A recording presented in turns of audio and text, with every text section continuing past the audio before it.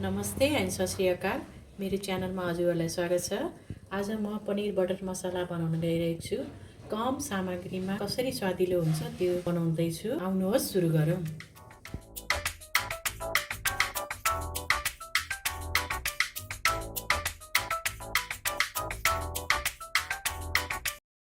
Paneer butter मसाला बनाउनका लागि यहाँ पनीर लिएको छु काटेर।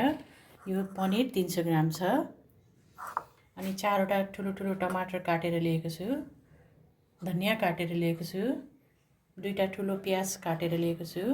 अनि हरियो खोर्सानी र अदुवा लसुनको पेस्ट 2 चम्चा लिएको छु। पनिरको पिस मैले यस्तो साइजमा काटेको छु। यसलाई हजुरले सानो या ठुलो गर्न सक्नुहुन्छ। र यसलाई मैले हल्का फ्राई गर्न गइरहेको छु। हजुरले फ्राई नगरिकन पनि हाल्न सक्नुहुन्छ। मैले यहाँ कराईमा 2 चम्चा ठुलो चम्चाले 2 चम्चा तेल राखेर तताउँदै छु। हल्का यो पनिर फ्राई गर्नको लागि। यो भइसकेको छ, रातो भइसकेको छ, हेर्नु होला हजुरहरूले। अब यसलाई म निकाल्न गइरहेको छु। तेल हामीले राम्रोसँग तर्काएर निकाल्ने र यसमै हामीले अहिले प्याज भुट्नलाई तेल किनै बाँकी भएको तेल हो। यसमै मैले आधा चम्मच जिरा पुऱ्याइरहेको छु। त्यसलाई काटेको प्याजलाई फ्राई गर्नु। हामीले मसलालाई धेरै भुट्नु पर्दैन, किनकि यसलाई पिनेर फेरि पकाउनु पर्छ। यो ब्राउन भइसकेको छ। अब यसमा मैले अघि कुटेर राखेको अदुवा लसुनको पेस्टलाई र हरियो खोर्सानीलाई एकैचोटि हालेर 1 मिनट भइसकेको छ। यो लसुन अदुवा भुटेको। अब यसमा म मसला हाल्न गइरहेको छु। मसला मैले धेरै नहालिकन स्वादिलो हुने हिसाबले बनाउँछु।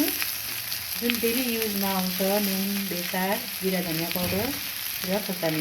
आधा चम्मच बेसार, 2 चम्मच जिरा धनियाँ पाउडर, आधा चम्मच रातो खोर्सानीको धुलो र यसमा अघि काटेको टमाटरलाई पनि मिसाइएर एकैछिन भुट्छु। यसलाई अहिले धेरै बेर पकाउनु पर्दैन, किनकि यसलाई मैले मिक्सरमा पिस्नु पर्नेछ।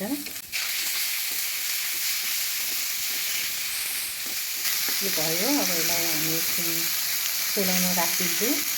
सेलाएपछि यसलाई म मिक्सरमा पिस्छु। यसमा अघि काटेको आधा धनियाँ हालिदिन सकिन्छ, आधा चाहिँ पछि गार्निस गर्न सक्छु। यो अघि भुटेको मसला यसलाई म मिक्सरमा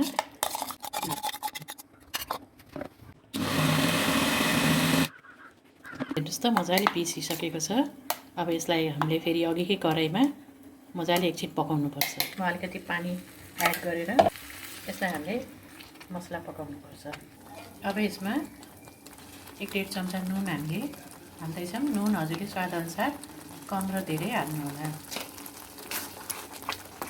र मजाले यसलाई मसलालाई हामीले एकछिन भुटेर पकाउनुपर्छ। जति मसला राम्रोसँग पाक्छ त्यति मिठो हुन्छ, स्वादिलो हुन्छ।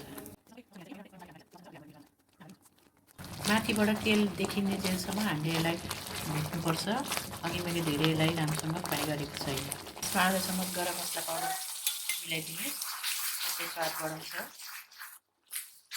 र अब यो हाम्रो हुन लागेको छ। साइडबाट तेल देखिँदैछ। भइसक्यो। अब यसमा फ्राई गरेर राखेको पनिरलाई मैले मिसाउँदैछु र यसमा हल्का पानी एड गरौँ। पनीर बटर मसाला बनाउँदाखेरि हामीले 2 चम्मच बटर हाल्नुपर्छ। यहाँ मैले 2 चम्मच बटर लिएको छु। यसलाई अब हालिदिउँ र यसलाई राम्रोसँग मिलाउँ। हेर्नुहोस् हाम्रो बटर मसालाको कलर कस्तो राम्रो आएको छ र बास्ना पनि धेरै मिठो आइरहेको छ। यसलाई 1 मिनट जति अरू मजाले पकाउँ अनि यो तयार हुन्छ। हाम्रो पनीर बटर मसाला रेडी भयो। यसलाई म खनाउन गइरहेको छु। अब